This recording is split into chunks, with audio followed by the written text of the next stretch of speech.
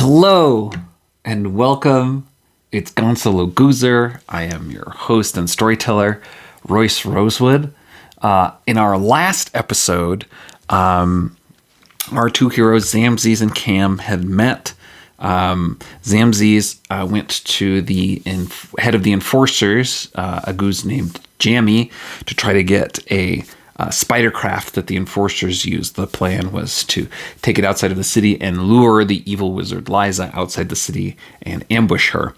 Unfortunately, Jammy said that all the craft were currently jammed up from sand. So Zamzes went to go try to find and fix one.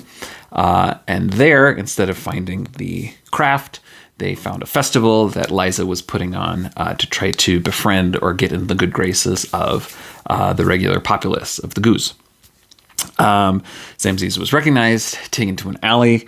Zamzes used their I-beam to blast both of those guards and run, and tried to get to Camm, who was holed up in care room, trying to avoid the heat and feeling paranoid, one of their side effects of being a wizard.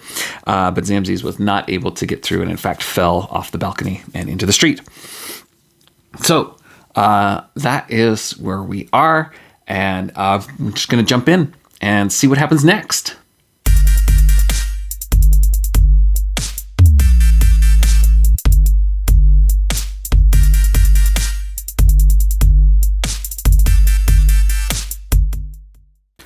Okay, so for this first scene, I thought we would try something a little different. I'm curious about this paranoia that Camm is experiencing from Camm's perspective. So we know Zamzes tried to knock and break in and wasn't able to break through Camm's paranoia. And so we're going to set up a little situation. We're going to run it as a combat, but what I've done is I've rolled up a monster that's going to represent Camm's paranoia. And in sort of a dream sequence or, mind sequence, we're going to run it like a combat. And if Camm is able to defeat the monster, then Kay will break through their paranoia for now. And if Camm is not able to do that, then the paranoia will keep Camm closed off. So I've rolled up a little monster. This is the monster I've prepared earlier. And the other thing that I'm stipulating is that because this is sort of like a mind psychic experience, all the combat rolls that would normally be prowess, I'm going to roll magic for Camm, just to give Kara a fighting chance. All right. So that is the start of the scene. So we are at chaos factor 6. So we need to roll our chaos die to see if this already weird scene gets even weirder. 0. The scene as expected. So Camm is in care room. This is a room that they've been renting since they've come into some money, which we still don't really know about. We are on Ennui Avenue. This is described as a quiet house, so it's sort of a place where they go to hole up. There's a rat, the rat familiar, Basingstoke, who is not really going to help or be a part of this because this is something that's going on in Camm's mind. But the rat is there. And we know that the room is above the street, right? It's sort of an overhang. And there's a balcony, so there's some sort of door to the balcony, and there's a door that comes from the stairs. And there's presumably a bed and, a couple, maybe a dresser, or, and it's pretty run down, but Camm has been keeping it as nice as Camm. From Camm's perspective, right, there's a knock at the door, and Camm hears Zamzes' voice trying to get in, and then in front of Camm appears this monster, which is in the form of a goose, but a segmented goose. So its arms are segmented. I'm imagining sort of like a millipede.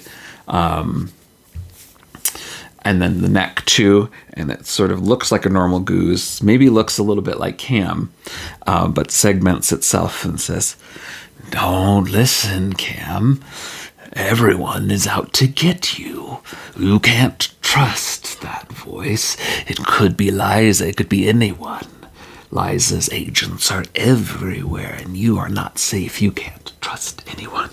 And Camm's like, yes, you're right. You're right. I can't.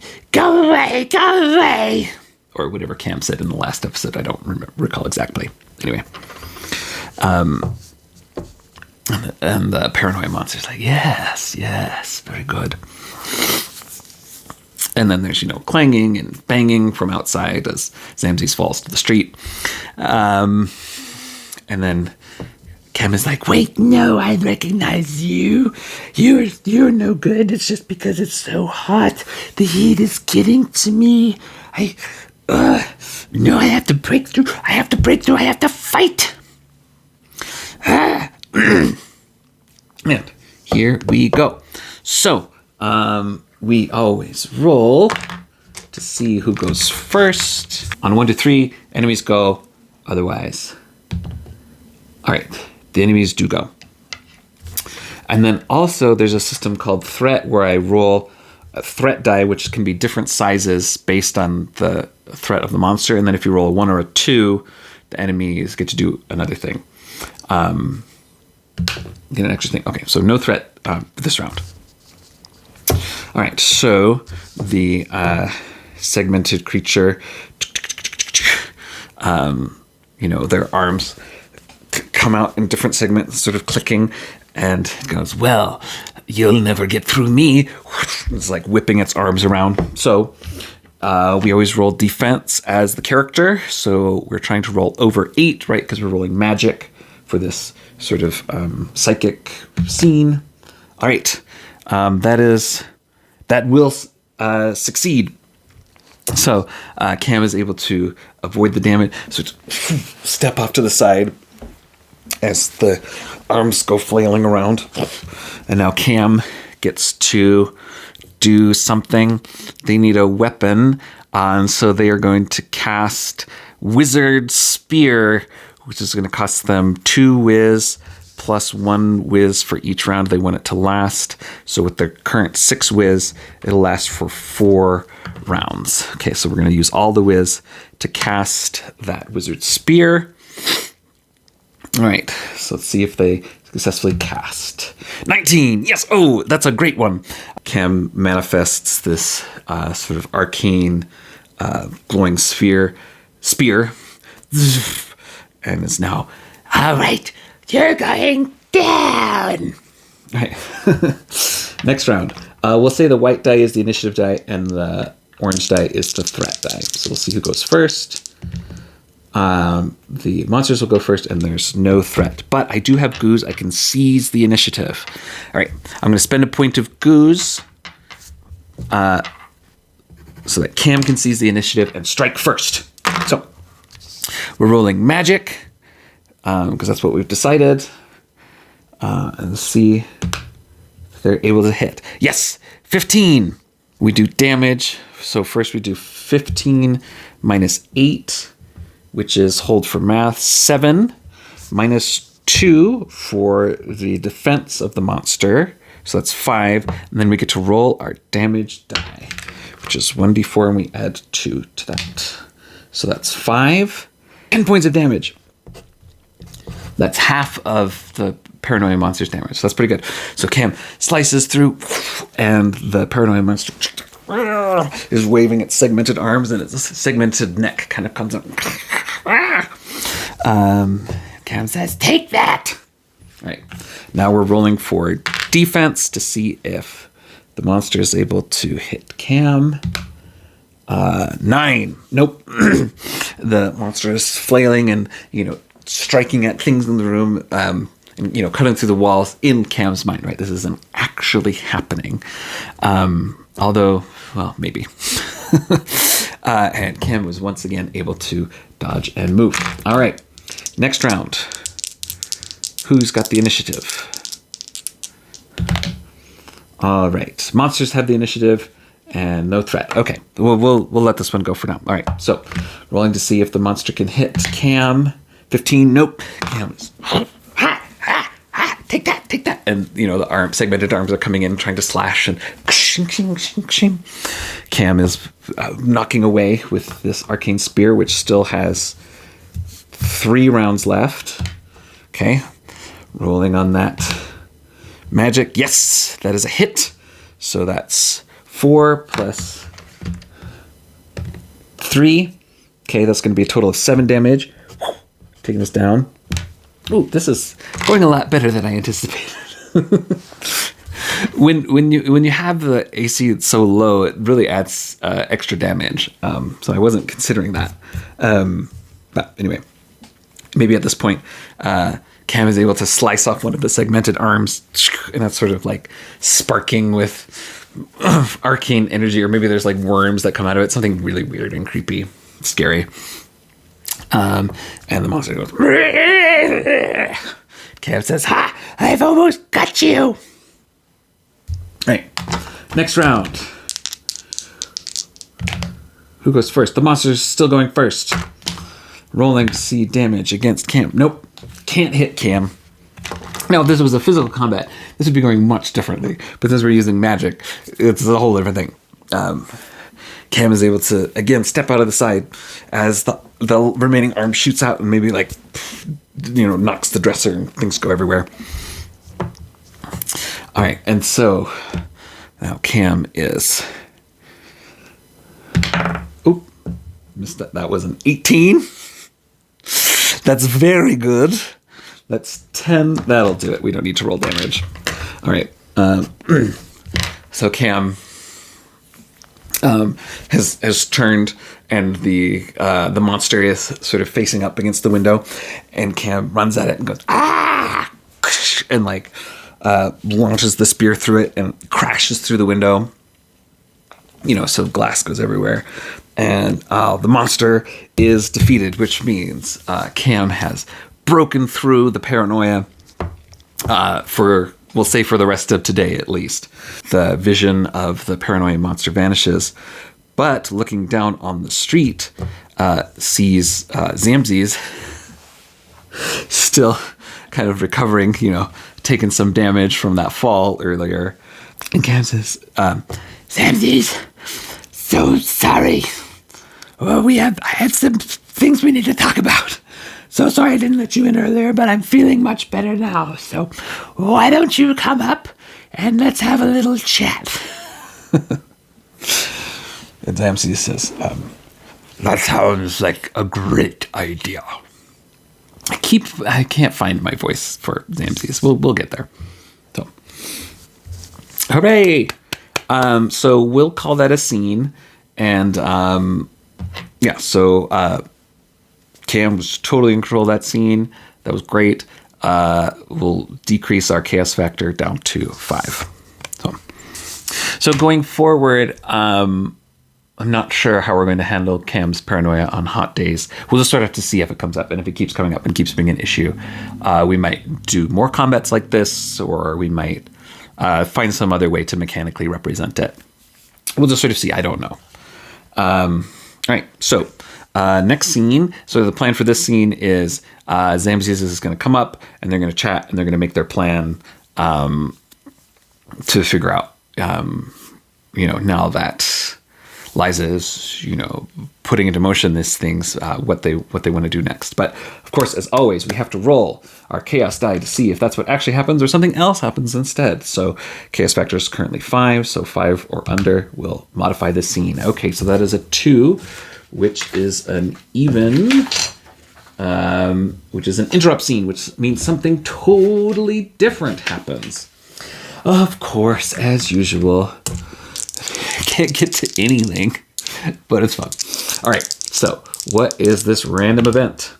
58. We are going to move away from a thread. That seems to be a very common one, or at least we just keep rolling it. All right, so which thread is going to get more difficult or more complicated? 8. Lure Liza into an ambush.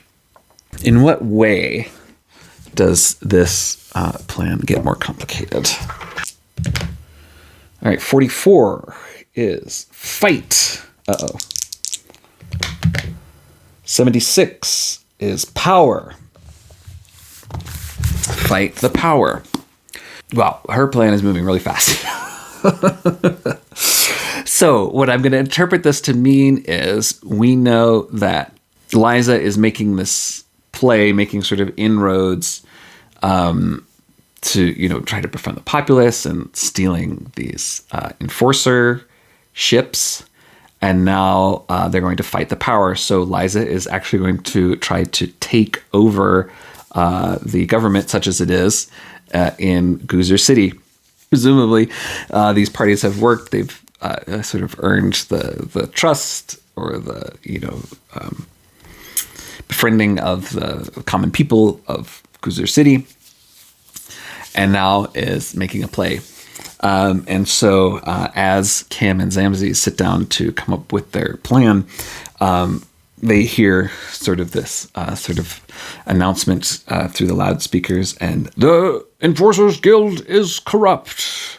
Liza and her minions are rescuing GOZR City from the evil corruption of the Enforcers. Stand out of the way or stand and fight with us. And looking out the window, they see coming down the street one of these spider craft. And, the enforcers are trying to fight it, but they don't have the crafts of their own, right? Because they're all jammed up. You can see the bodyguards who are... What is the appearance? How are we going to mark or know what Liza's people look like? Let's roll. Let's roll on at least once on the character appearance table. 27. Equipment. So they have some sort of particular weapon. And earlier we said that they had spears. So it's the spears that they have. They're sort of marked or decorated. Let's see if we've got a color table thing here. Okay, what color are these spears? 2. They've got the green spears. And we'll give them some sort of symbol. We'll roll on the lucky symbol table. 4. Just a clover. Okay. So a green and a 4-leaf clover. So Liza's symbol is a green clover. And so the spears, that's sort of interesting. Maybe at the top there's sort of a shape of a clover and then, a long point. And this is how we identify the minions of Liza. They have green clover spears. So there are some up on the spider craft and others, sort of in front. And maybe we see some new recruits who sort of freshly maybe have just joined up because of the party earlier. And they're like, oh, whoa, this is moving really fast. The enforcers are being overrun.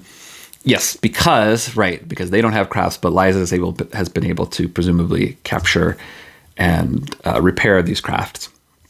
So she and her forces definitely have the advantage. So they see this craft coming down. Oh, and they are above as it comes over, maybe they could jump down and try to take control of the craft. That would be really interesting. Camm, unfortunately, is out of Wiz. It's not going to be able to cast any spells. Could they maybe, if Zamzes coming up the stairs was around, could there maybe be 1 round left on the spear? We have 1 round left on the magic spear fate chart. 68. No, I had to roll under 65. So no, the GM says no. All right, well, so that's the plan. They're going to wait for the spidercraft to come under the balcony, and they're going to jump down and try to fight the Bravos who are operating the craft and try to take control of the spidercraft from Liza's minions. So here we go. We are in combat. So we'll say there's maybe 2 in the craft, one who's sort of up and one who's sort of more inside, kind of like a tank piloting. And then there's, depending on how that goes, we'll figure out what to do about the ones on the street. This seems like a really bad idea. But they also have a 1d6 threat. So we will roll. The white is initiative. Orange is threat. Okay. So not only do the Bravos have the initiative, they also are going to do a threat, which means there's a couple different things that we can do for threat. They can resist damage. They take extra actions. I'm going to spend a point of Goose so that we steal the initiative. All right, so Zamzes is going to jump down. And, I guess we probably have to roll to see if they land successfully, because that seems like a move. Yeah, we'll do that. Okay, so we'll call that a prowess roll. All right, 5. This is off to such a bad start. Zamzes jumps down from the balcony and sort of lands poorly on the craft and falls off and then hits the ground again. So we'll call that a d6 damage. So that's 1 point of damage, taking them down to 16. Camm, they don't have any wizard spells. They use them all up, but does have some climbing gear. So we're going to try to affix the climbing gear to the edge of the balcony and swing down and knock the top guard off. With our prowess, we have to roll above 10. 4, nope. That also does not work. And so Camm goes flying and misses, and will also take d6 of damage as Camm lands on the street. So that's 4 points of damage. Zamzes and Camm are both on the ground. How many? Let's see. They would have like a fairly large force. So there's 2 on the craft, and then how many down in front of the craft? 5. Okay, so there's 7 total. Nearest one to Zamzes goes up, tries to hit. So prowess. Okay, so Zamzes is able to kind of roll out of the way. Another one goes up to Camm to hit, and Camm is also able to kind of, sneakily avoid the hit from these clover spears. Well, then more would come too, so we have to roll again for each of them as they try to attack, right? 14, okay, so we miss, and okay, great. Well, they're doing great on their defense rolls. I wish they could do great on their jumping from balcony rolls. All right, so next round, who's got the initiative? And is there a threat? Oh, and they had a threat too. Well, it doesn't matter because they didn't make contact with anything. Oh, and here's the threat again. And they've got the initiative. So what I'm just going to call, there's no way. They're doing so poorly, and they're so outnumbered that I'm going to say that the forces of Liza capture Camm and Zamzes. They are tied up, and they are taken away as Liza and her forces attempt to take over GOZR City. So, well, that was not a great scene. That's definitely chaos going up. Okay, well, this is not great. These here are not very capable. Jeezy crazy. Okay, so what would happen is the forces would take them away. Does Liza already have like a dungeon, or is this going to be sort of a makeshift kind of thing? Does Liza already have a dungeon? She's made this plan, and it's been in the works, and she knows she's going to have to capture and defeat a lot of people. It seems likely that she would already have a dungeon in place. So that's 75 or less is a yes. Okay, 50. 5. Oh, absolutely. That's an extreme yes. So not only does she have some dungeon, it's some sort of horrible thing, and it's part of this plan. She needed to capture a bunch of people to do maybe some sort of spell or some sort of ritual, or she's got something ready to go, and it is bad and nasty. We know that Liza was based down here in the southern district. Let's say maybe she's got some sort of wizard tower like near the river. Then the dungeon is underneath, presumably. I think that's a reasonable assumption. So they're going to be transported through this part of the city, which we know is sort of the more rundown, more impoverished part of the city. And presumably there are other prisoners that have been taken, and they're all going to be transported, at Clover Spear Point, through the city to this dungeon for whatever plan Liza has in place. So that's what's going to happen. It's this transport scene. So we see what, if anything, interrupts this scene. 6 or under. It's going to... Okay, so that is an interrupt scene. Another one. So, what happens now? A totally random event. Okay, 47. NPC positive. So something happens good for one of our non-player characters. So which one? Okay. So I rolled a blank, which means I get to choose. The character that I chose for our NPC positive event is Basingstoke, the prudish rat familiar. So what I'm going to interpret that to mean is, as Camm and Zamzies are being, forced at spear point down these alleys, and there might be other, prisoners that have been captured, and so they're all sort of surrounded by guards, kind of maybe pushed off to the side of the street and surrounded, and they're sitting, and they're huddled up, and they've been captured. Basingstoke has come along and is going to chew the bonds of Camm and Zamzies and release them.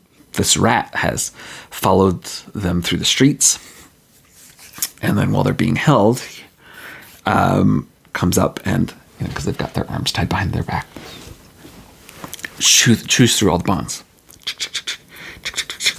How many other prisoners are there? 3. So there's a total of 5 of them, and they've all just been freed. And they see this rat sort of going around and then go up on the shoulder of Camm, and Zamzies, is, sort of looking eye to eye, and, there's sort of 2 guards and their backs are turned, and they don't expect all the prisoners to, do anything. And so Zamzies says, "Now!" We're just going to do a one roll because I don't want to do another combat today. Let's see how successfully the prisoners escape. So it seems to me very likely, with the element of surprise and that there's so many of them, that they would be able to escape. So are they able to escape? Okay, factor 6, 37. Yes. Okay. So they all run in different directions, and Zamzies and Camm, bolt down an alley. Yeah, so they've come, maybe there's they've come down Ennui Avenue, and, they made a stop right about here. And they're going to go kind of down this way. What do they run into? I'm going to roll on the Ennui Avenue table to see what we come across. 55, a safe house. And describe this safe house. 46. There are murals. They're running down this street, guards shouting, and then on this beautifully muraled, there's all these sort of flowing colors on this building. This door opens and a goose steps out. And psst, psst, hey, in here. Camm and Zamzies, okay, run in, and the door closes behind them, and the soldiers run by and don't see where they've gone. So they find themselves in a safe house, but are they truly safe? Who are they with? We don't know, but that's something that we will find out next time on Gonzalo GOZR. Thanks so much for sticking around. If you enjoy this, please like, subscribe, and share. It's really helpful. It helps me know that more and more people are enjoying the channel. So until then, this is Science Fantasy Awesome, and you're awesome.